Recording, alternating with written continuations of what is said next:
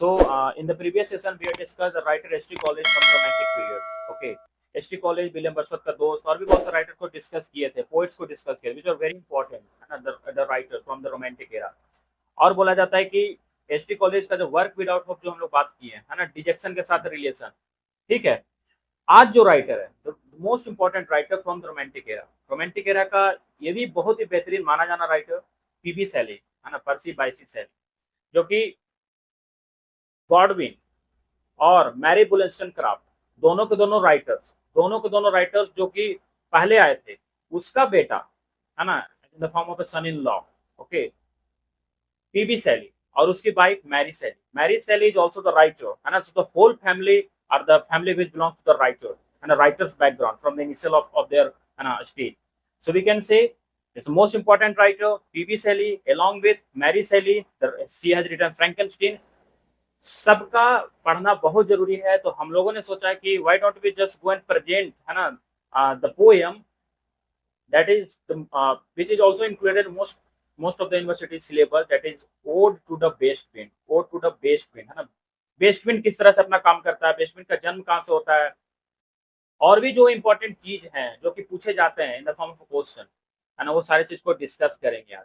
क्योंकि ये सर हम लोग को, जैसे हम लोग जिस तरह से हम लोग इसको किए हैं, है ना, हम लोग अपने पहले पढ़े हैं इसको, जो भी किए हैं, और भी रिसर्च इस पे जो लेटेस्ट रिसर्च हो रहे हैं, तो ऐसा फील होता है कि ये कहीं ना कहीं बेहतरीन, ये पोयम कुछ हटकर है ना सर। और PV Shelley was also supporting the idea of maintaining a standard magnificence which were also supported by the writer Aristotle. वो सब चीज को मेंटेन किया है। And you will find that when you will read the poem, you will find from the initial of the line, you will find that each and every line is dealing with some standard and magnificence. कुछ न कुछ hard है, which is also in the word of Victor Slavinsky called as defamiliarization. So you will see that each and every line, है ना, is maintaining the standard. वो सब सारे चीजें। The starting line is O wild west wind, because ode, जब ये ode का बात करते हो तो पहला चीज, the features of ode is कि ode का मतलब ही होता है कि अगर हम स्टार्ट कर रहे हैं तो throughout the whole poem will see that कि ode जो है, जो particular topic that we have selected, है ना, तो उसी के बारे में throughout the whole poem the poet is talking about the same thing. First the feature, okay. Second चीज ये कि ओ, द वर्ड ओ हम लोग देखते हैं, है ना, ओ कॉमा से इंटरलिंक, ओ से स्टार्ट होता है। ओड हमेशा पुकारता है, किसी को पुकारना, and throughout the whole poem you will see that in the line, because this is written in the style of terza rima. It is also the question, and that has been asked multiple times. So the starting line, O wild west wind, thou breath of autumn's wing, thou from whose unseen presence leaves dead are driven like ghosts from an enchanted flea, है ना। ऐसा है join दस, तो इसको और भी बेहतरीन तरीके से समझते हैं। Most complicated one, line by line चल रहे हैं अच्छे से, है ना, देखना बहुत इंपॉर्टेंट है। जैसा इन्होंने कहा कि ओड जो है, ओड एक्चुअली क्या है, हिंदी में इसे गाथा गीत बोलते हैं। किसी भी व्यक्ति या विशेष के बारे में, उसके गाथाओं के बारे में, उसका जो उसको कैरेक्टरिस्टिक जो है, उसके बारे में जो बोलने की कला है, उसको ओड बोला जाता है। ये वेस्ट विंड के बारे में गाथा, वेस्ट विंड है क्या, यानी पछुआ हवा है क्या, उसके बारे में इन्होंने यहाँ पर चर्चा की है। एक चीज और यहाँ पर, एक चीज और ध्यान रखना कि when P.B. Shelley was writing, so he introduced this poem in the category of lyric, है ना। He told that whatever I am writing, है ना, वो एक जगह से गुजर रहा था, उसका दोस्त भी था उस टाइम पर, तो एक जगह से गुजर रहा था, जो भी वो फील करता है, ठीक है, वो बताता है कि whatever I am writing will be taken in the form of a lyric. So it's a lyric and it can be a good question. जी हाँ, यह गाथा गीत है, और इन्होंने पछुआ हवा को संबोधित करते हुए बोला है, जो भी बातें यहाँ पर कही गई हैं। तो देखिए क्या होता है, O wild west wind, thou breath of autumn's being, ऐ पछुआ हवा तुम क्या हो, तुम ऑटम की सांस हो। Thou from whose unseen presence the leaves dead are driven like ghost from an enchanted flame.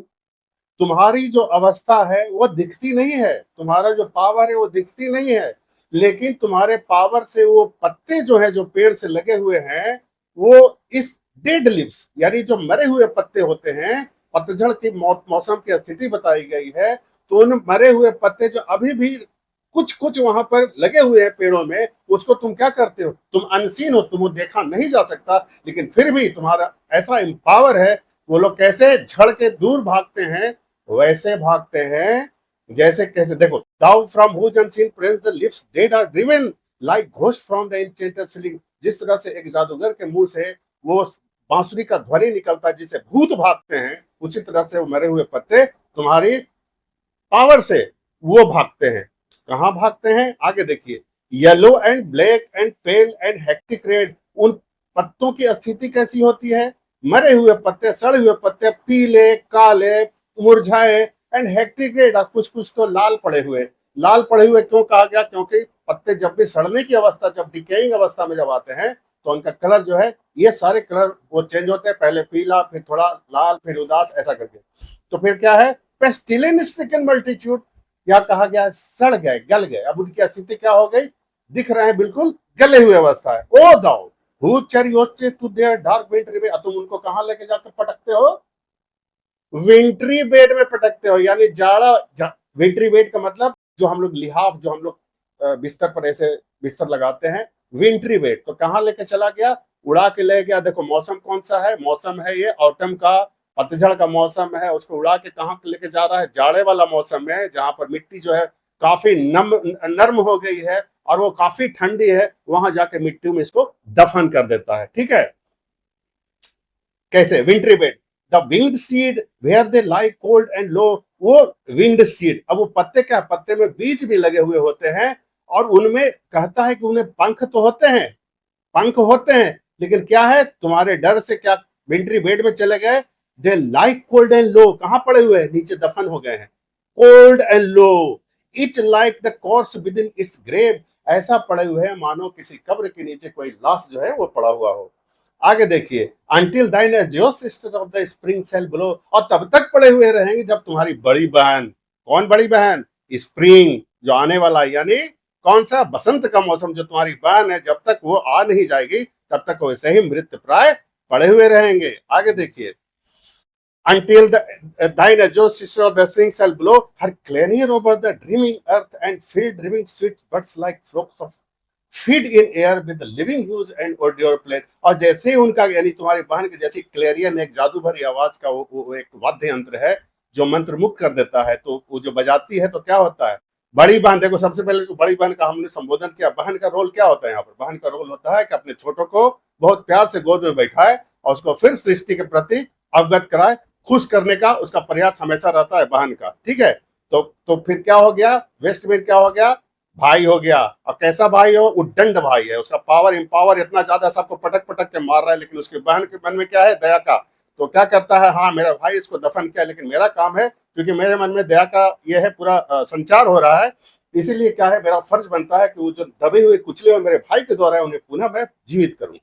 ठीक है, right, male qualities and the female qualities, ये दोनों यहाँ पर आ गया। तो मैं ये भी बता देता हूँ कि शायद ही कोई ऐसा रहेंगे जो आपको इतना विशेष जो है बहन और भाई का रिश्ते को उजागर करेंगे, मैं तो ऐसा सोचता हूँ। lie and low it's like the corpse within the grave until thine is your sister of the spring हाँ spring shall blow her clarion of the dreaming earth। इस जादू भरे जो पृथ्वी है उस पर जो तुम्हारी बहन का क्लेरियन, जो उसकी आवाजें आएंगी, एंड फिर dreaming sweet birds like the, वो जो दबे हुए हैं वो कैसे निकलेंगे, स्वीट बर्ड्स, उनमें कलियां निकलेगी, और कलियों में इतना खुशबू रहेगा क्योंकि पूरा माहौल को सराबोर करके रख देगा। ये उसकी, तुम्हारी बहन का उसकी औकात है।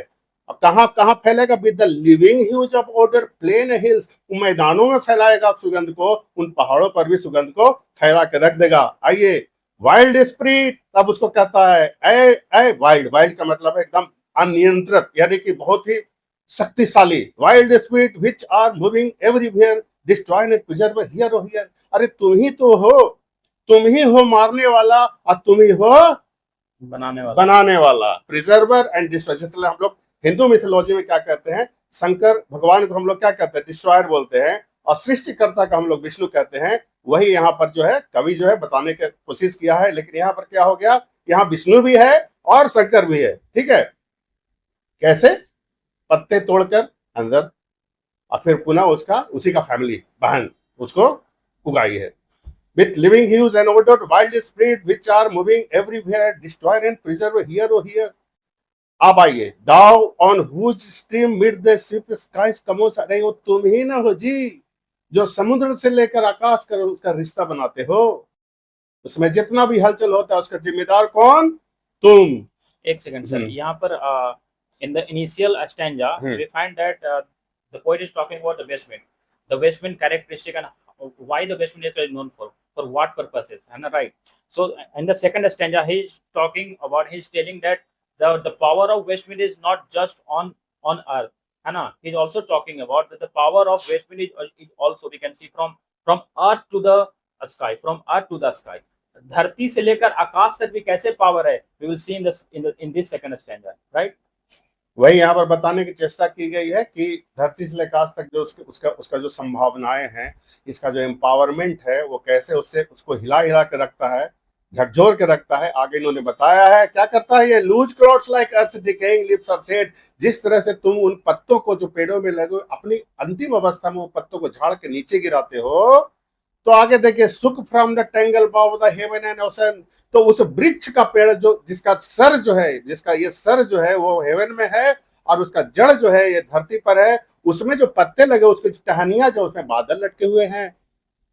तो तुम क्या करते हो, वहां पहुंच के बादल को भी टहनियों को भी से हिला के रखते हो, तो बादल उधर क्या होते हैं. आगे देखिए बादल क्या होते हैं. From the tangle bough the heaven and ocean angels of rain and lightning, और बादल क्या बन जाते हैं. Angels of rain and lightning किसका बन जाते हैं, क्या उनकी औकात क्या होती है.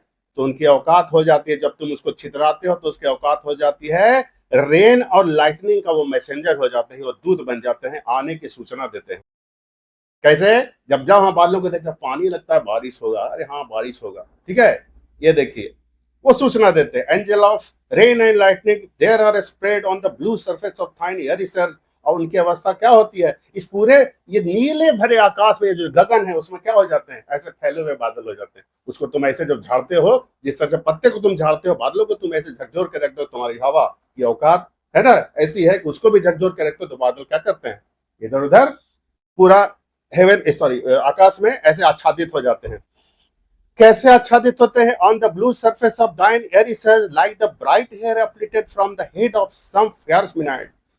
फायर्स मिनाइड क्या है, इस शराब की देवी है और उसकी जो फॉलोवर है, डाइन का यहाँ पर प्रतिबिंब दिया गया है, तो वो जब भरती है अपने फॉलोवर, मैंने शराब की देवी को जब भरती है यानी उसको जब आवाहन करती है, तो उसके बाल को जो अवस्था है वो ऐसे होता है, ऐसे. तो कैसा बादल कैसा दिख रहा है, मानो उसका सफेद बाल जो है ना, तो डाइन रूपी फॉलोवर का वो बादलों की जो अवस्था है, ठीक उस डाइन के उन बालों की तरह जो ऐसे पूरा जो लगता है झूम रहा है ऐसे. Even from the dim verge of the horizon to the zenith height, कैसा है, नीचे से आकाश तक जो है लग रहा सब बादल ही बादल नजर आ रहे हैं, ठीक है. Like the bright hair uplifted from the head of same fire spirit, even from the dim verge of the horizon to the zenith height, the locks of the approaching star. और किसका सूचना होता है, आने वाले तूफान का आगमन का वो बादल, जो काले बादल जो है सूचना देते हैं कि आप संभल जाओ. Approaching without dearth of the dying year to whose this closing night will be the dome of the watch. अब स्थिति कैसी हो जाती है, बिल्कुल सारे बादलों की जो स्थिति है बिल्कुल डार्क हो जाती है. आप कल्पना करो कि जब भी इस तरह की भयानक बारिश होने वाली होती है तो एक शून्य कायम होता है, बीच में शून्य लगेगा. तो हम लोग क्या करते हैं, हम लोग कोलिकोल भाषा में कहते हैं गुम नादे हुए, सांस लेने में भी दिक्कत हो रही है. उसी का यहाँ पर प्रतीक दिया गया है. स्थिति क्या है, closing night will be the dome of the watch. और ऐसा प्रतीत होता है मानो पूरा जो माहौल है वो क्या हो गया है, एक कब्र हो गया है. कब्र के अंदर जो अंधेरा होता है, हम लोग जो कल्पना करते हैं कब्र के अंदर जो डूम, उसके अंदर जो अंधेरा है उसका यहाँ पर पोर्ट्रे किया गया है बादलों की अवस्था को. Will be the dome of the vast sepulchre vaulted with all congregated might. और कैसा हो गया, लगता है किसी न किसी से अंदरूनी झगड़ा हो रहा है, वातावरण में ऐसा हो जाता है. एक अनदेखी डर जो है हम लोगों में समा जाता है. ऑफ वेपर्स और सब और किसका देन है, ये सब ओस के कण जो होते हैं, जो कंडेंस होकर बादलों में वो जो समाहित होते हैं, उसकी स्थिति अब क्या हो गई, अब एकजुट हो गए. अब वो क्या हो गए, बहुत ही बलवान हो गए, और उनकी अवस्था ऐसी हुई कि देखने में किसी को भी वो डरा सकते हैं. Of vapors from whose solid atmosphere solid atmosphere, black rain and fire and hail will burst oh here. और उसकी अवस्था क्या हो गई? अब बारिश का जो है भयानक बारिश का आगमन हो गया। वो गरजने वाले बादलों की स्थिति, वो लाइटनिंग, वो थंडर, जिसको हम लोग क्या कहते हैं, गर्जना, वो भयानक होता है। ब्लैक रेन, हेल स्टॉर्म, बस जब फट गया। अब ये फट गया, अब स्टॉर्म आया, अब स्टॉर्म आया। ओ हियर दाउ हु डिडस्ट वेकन, अब इतना उसको कह दिया। अब आगे देखिए क्या कहता है, दाउ हु डिडस्ट वेकन, तुम वही आदमी न हो जी, from this summer dream the blue Mediterranean, जो ब्लू मेडिटेरियन को जगाते हो, where he lay lulled by the coil of his crystalline stream. और उसमें जो छोटे छोटे नदियों का जो पानी होता है, अवस्था गर्मी का दिन, वो धीरे धीरे ऐसे बहता है। तो उस जो नदियों के बहने की जो अवस्था है, उससे आवाज पैदा होता है। वो क्या होता है, वो ऐसे उसका पानी ऐसे लगता है लोरी सुना रहा है। और वो क्या हो गया, समुद्र की स्थिति क्या हो गई, गहरी निद्रा अवस्था में। तुम क्या करते हो, जाके उसको जाके झकझोरते हो तुम, ठीक है। From his dream the blue Mediterranean where he lay lulled by the coil of his crystalline stream beside the pumice island bay. और कहां पर है प्यूमिक आइल, जहां लावा है वहां पर है, situated near the Naples, near the Naples. वहां पर वो लावा है। लावा की स्थिति क्या होगी, कभी क्या है, वहां पर बहुत अच्छा, वहां पर महल वगैरह बने हुए थे, है ना, रिजॉर्ट थे। तो क्या हुआ, हो गया था, कुछ लावा का परिस्थिति ऐसी थी कि लावा में बह के बहुत सारे बने बनाए जो मॉन्यूमेंट थे, वो समुद्र में नीचे दफन हो गए थे। तो कैसा सपना देख रहा है वो समुद्र देख रहा है कि अपनी जवानी की अवस्था, मुंदनों की अवस्था में, कि लहरें हैं और क्या है, अंदर उसका जो हो गया सब दफन हो गया, महल अभी भी क्यूरिंग, ठीक है, वो महल, वो टावर अभी भी नीचे मौजूद है। तो उसका ही सपना देख रहा है। कौन देख रहा है, समुद्र देख रहा है, जिसको जाकर मेडिटेरियन से उसको जगाने का ही पर्सोनिफाइड है।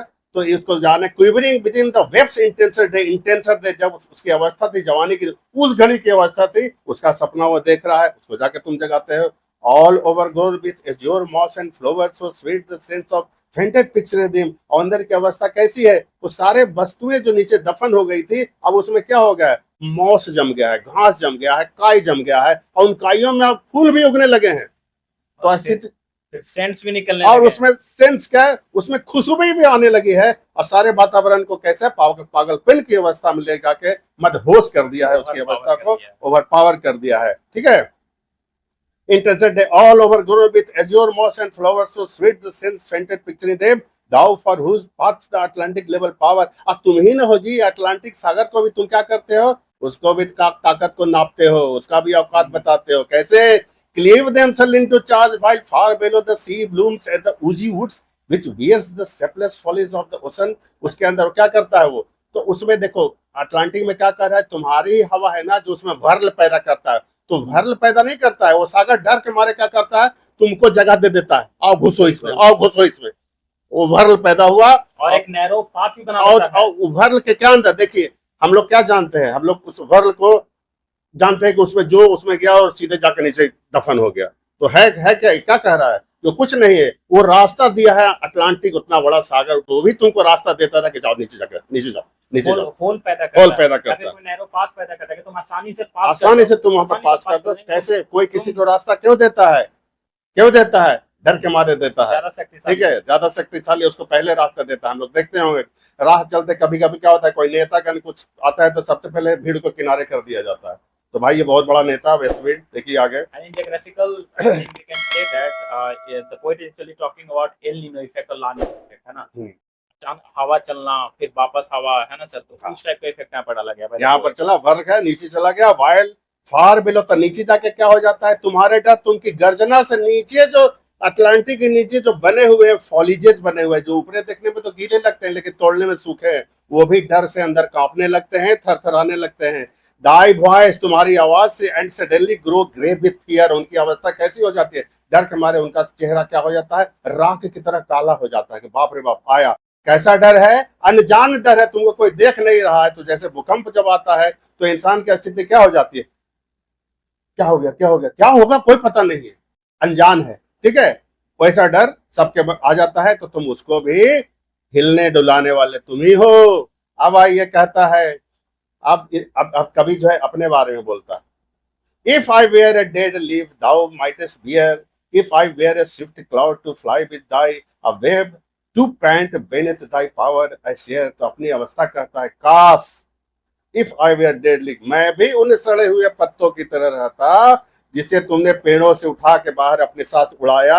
मैं भी उन बादलों की तरह रहता जिसको हेवन में जो वृक्ष है उसमें जो बादल लगे हुए हैं, जिस तरह से उसको तुम उड़ाया, तोड़ कर गिराया, मुझे भी तुम उसी तरह से ले चलता साथ में, है ना। मैं तुम्हारा ही सांस बन जाता। और मैं क्या होता, टू फ्लाई विद दाई, काश मैं तुम्हारे साथ ही रहता। A wave on pant beneath thy power, भले मेरी सांसें कम होती लेकिन तुम्हारी सांसें मेरे साथ सांस के अंदर समाहित हो जाती। मैं तुम रहते और तुम मैं रहता। And share the impulse of the strength, और दोनों मिलकर जो शक्ति बनाते, only less free than the, वैसे हमारी शक्ति कम होती लेकिन o uncontrollable if even I were as in my boyhood, लेकिन मेरी अवस्था क्या होती, बीच उस बाल्य अवस्था की तरह होती जो मैं अनकंट्रोलेबल होता है। बाल्य अवस्था क्या होता है, किसी के नियंत्रण में नहीं रहता, जो मन रहता सो करता है। तो मैं वाइल्ड स्पिरिट की तरह तुम्हारे जैसा ही मैं भी काम तो मैं तुम्हारे तक, अगर तुम मुझे अपने आप में समाहित कर लेते हो, अपनी सांसें बना लेते हो, तो मेरी अवस्था कैसी हो जाएगी, उस बाल्य अवस्था की तरह हो जाएगी जो अनकंट्रोलेबल होता है तुम्हारी तरह।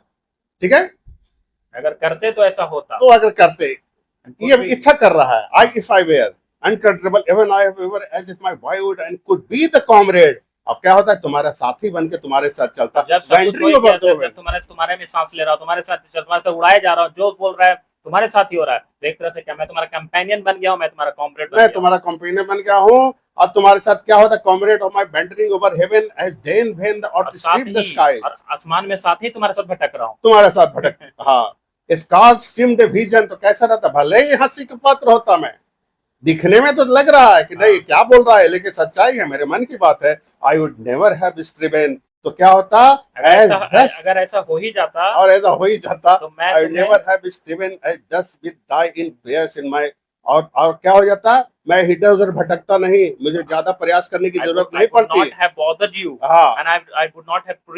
और मैं तुम्हें ज्यादा तंग नहीं कर रहा हूँ, बस अपनी इच्छा को व्यक्त कर रहा हूँ। एज दस विद दाई इन प्रेयर, इसलिए मैं तुमसे, मेरा सतत प्रार्थना है तुमसे, माई सोर नीड, क्योंकि मेरी स्थिति ऐसी है, मैं तुम्हें नहीं डिस्टर्ब करता, लेकिन चूंकि मेरी स्थिति ऐसी हो गई है, मेरा ये फर्ज बनता है, मेरा मन कर रहा है कि मैं तुमसे प्रार्थना करूं। क्या प्रार्थना करूं, o lift me as a wave, तुम अपने लहर के साथ मुझे उठाओ, लहर बनकर, यानी तुम्हारी लहर जो है ऐसी हो जाए कि मैं उसके साथ उठ जाऊं। ए लीफ, कैसा उठ जाऊं, एक पत्तों की तरह उठ जाऊं, एक बादलों की तरह उठ जाऊं। I fall upon the thorn of life, I bleed, काहे भाई, इसीलिए कि मेरी जो स्थिति हो गई है, मेरे विचारों की जो स्थिति हो गई है, मैं कांटों भरी सैया पर पड़ा हूँ। कांटों भरी सैया का मतलब मेरे विचार जो है बंद गए हैं, अभी मैं व्यक्त नहीं कर पाया, जितना पावर मेरे अंदर था, बाल्य अवस्था का पावर था, अब वैसा नहीं है, मेरी स्वतंत्रता समाप्त हो गई, लोग मेरे गले को दबा के रख दिए हैं, तो मेरी स्थिति ऐसी हो गई, मैं ब्लीड, इसलिए मुझे तुम्हारी अभी जरूरत है। The heavy weight of ours has chained and bound one too like thy, अब क्या हो गया है, मेरी स्थिति ऐसे गला दबा कर मुझे रखे हुए है, मैं लगता है मुझे ऐसा प्रतीत तो मैं जंजीरों में जकड़ गया हूँ, मैं बोल नहीं पा रहा हूँ, इसलिए मुझे तुम्हारी जरूरत है। One two like Dai timeless and Swift and proud, और मेरी स्थिति क्या हो गई, मैं तुमसे प्रार्थना कर रहा हूँ कि तुम भी अपनी तरह मुझे अनियंत्रित कर दो, टाइमलेस कर दो, जिससे टाइमलेस का मतलब मुझे कोई पालतू। हाँ, अभी मेरा स्थिति जो है इस तरह हो गया है, लेकिन एक टाइम पर वन टू लाइक दी, एक टाइम पर मैं तुम्हारे तरह टाइमलेस हुआ करता था। एक समय था जब बाल्य अवस्था में मैं भी तुम्हारी तरह था, आज मेरी स्थिति ऐसी नहीं है। Timeless and Swift and proud, उसी चीज बनाने के लिए मैं तुमसे प्रार्थना कर रहा हूँ, मेरी प्रार्थना स्वीकार करो। मेरी स्थिति ऐसी नहीं है कि मैं अपने विचारों को लोगों तक पहुंचा सकूं, यही इसकी प्रार्थना है। अब आइए लास्ट में क्या कहता है, मेक मी डाई लीरे, तो प्रार्थना क्या कहता है, तुम अपने स्वर को मुझे प्रदान करो, यानी तुम्हारा जो छेड़ है, छेड़ तान जो है, तुम मुझे उसमें संभालो। Even as thy forest is, कैसे, What if my leaves are falling like its own, the tumblet of the mighty harmony, क्या हो गया, कैसे जंगलों में जिस तरह से तुम विचरण करते हो, मेक माई डेलिरी, स्वर जो तुम्हारा है, कैसे उसको हिला कर रखते हो, मुझे भी उसी तरह से समाहित कर लो। विथ माई लिप्स, कैसे पत्तों की तरह समाहित कर लो। Falling like its own, the tumult of thy mighty harmonies will take from both a deep autumn tone, और दोनों मिल के जो स्वर जो बनेगा, कैसा स्वर बनाओ, ऑटमन टोन बनाओ, स्वीट थॉट इन सीट, ऐसा बना लो कि बुरे से बुरी स्थिति में भी स्वीट माहौल पैदा हो जाए। बी दाउ स्पिरिट फायर्स, मेरी आत्मा और तुम्हारी आत्मा समाहित हो जाए। माई स्पिरिट बी दाउ मी, तुम्हारा जो आत्मा है मेरी आत्मा बन जाए। बी दाउ मी, तुम मुझ में समाहित हो जाओ। इम्पेशस वन, कैसा समाहित हो जाओ, बिना किसी विचलित होने वाला, अविचलित होने वाला। इम्पेशस, इतना पावर है। देखो इंसान का कभी कभी क्या होता है, इतना एम्पावर्ड हो जाता है कि उसको समझ ही नहीं आता कि मैं क्या करूं। उसको क्या बोलते हैं, टाइमलेस बोलते हैं, जिसको कोई पालतू नहीं, जंगली पालतू नहीं बना सकता। वो एम्पावर हमको दे दो, कोई मुझे रोक नहीं पाए, कोई कोई मुझे रुकावट नहीं डाल पाए। ऐसे मेरी स्थिति, ऐसा मेरी चाहत है। आगे देखे तो कहता है Dead drive thoughts. My dead thoughts over the universe. तो मेरे मृत विचारों को जो मुझे मेरे अंदर दबे हुए हैं, लोगों के द्वारा दबा दिए गए हैं, ओवर द यूनिवर्स ऐसा फैलाओ लोगों की तरह। मेरी प्रार्थना, like bitter lips to quicken a new birth. कैसे फैलाओ, उन पत्तों की तरफ फैलाओ जो नीचे दफन होने के बावजूद भी नए जन्म का सृजन करते हैं। वैसे मेरे विचारों को कर दो। And by the incantation of this verse, और मेरे इस गीत के द्वारा लोगों तक स्कैटर फ्रॉम द इंस्टिंक्ट। मेरे गीत के द्वारा क्या करो, स्कैटर उन पूरे यूनिवर्स में फैलाओ।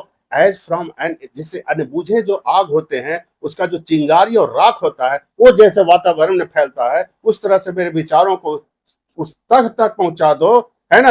ऐसे जैसे स्पार्क्स, अंगारे और राख की तरह माय वर्ड्स अमंग मैनकाइंड। मेरे मेरे मेरे जो शब्द दबे हुए हैं वो कहां पहुंचे, मनुष्य मात्र तक पहुंचे। बी दो माई लिप्स, तो क्या बन जाओ, तुम मेरे होठ बन जाओ। अनवेकेंड द अर्थ, और उन सोए हुए अर्थ में जो जो जो परिस्थिति है, जो जो मैनकाइंड की जो अभी स्थिति है, जो सो चुके हैं, उनके विचार मृत हो चुके हैं, उन तक तुम मेरे होठ में ऐसे समाहित हो जाओ। अब मैं भले न बोलूं, मेरे होठ से तुम्हारी आवाज निकले और लोगों तक पहुंचे, ताकि वो मृत अवस्था में भी वो जागृत हो जाए मेरे विचारों से, है ना। The trumpet of prophecy. और मैं आज, मुझे तनिक भी मुझे ये नहीं है कहने में, मैं ये आज प्रोफेसी कर, मेरी भविष्यवाणी है। O wind, if winter comes can spring be far behind. अगर जाड़े का मौसम आया है तो आपका स्प्रिंग सीजन जो है, बसंत ऋतु भी दूर नहीं है। ये कटु सत्य है, इसे कोई नहीं काट सकता। ये मेरी संभावनाओं का ये विचार मेरे जो है, आज उसकी मैं भविष्यवाणी करता हूँ। इसी के साथ ये पोइट्री का अंत होता है। ठीक है।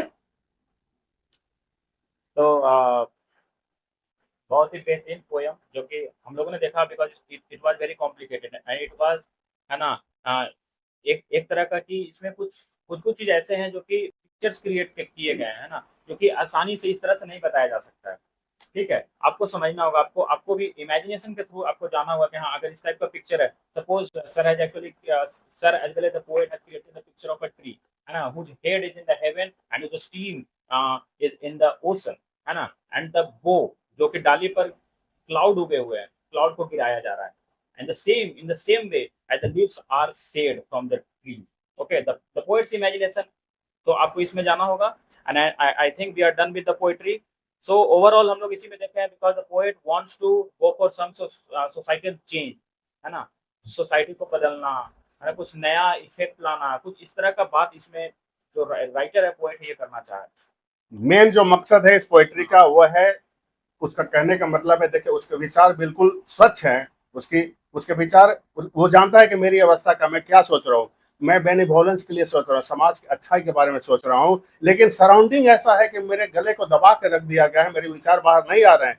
तो इसने इस तरह से वेस्ट विंड को क्या किया, मैग्नीफाइंग करके उसको उसको क्या बनाया, सूत्रधार बनाया है, नाटक का सूत्रधार बनाया कि तुम आओ और लोगों तक ये बात फैलाने की कोशिश की है कि मैं तुमको, यानी डायरेक्ट किसी को ये नहीं कर सकता, इसलिए वेस्ट विंड को कहता है तुम तुम आओ मेरे पास, और तुम्हारे जो पावर है मेरे अंदर समाहित हो जाओ, और मेरे होठ से निकले हुए शब्द बन जाओ, ताकि मेरे विचार जो है, जो मैं नहीं व्यक्त कर पा रहा हूँ क्योंकि दबाया गया हूँ, लोगों तक पहुंचे। क्या पहुंचे कि मैं जो बोल रहा हूँ सच बोल रहा हूँ, तुम्हारे भलाई के लिए बोल रहा हूँ। यही चीज ये पोइट जो है यहाँ पर कहने की कोशिश किया, in the form of a man whose lip has been shut, I know, by the people, by the surrounding, but here the poet is saying that your lips cannot be shut down, है ना, क्योंकि तुम्हारा power कुछ अनंत अनंत है ना, to the eternity, तुम्हारा अनंत दुनिया तक है।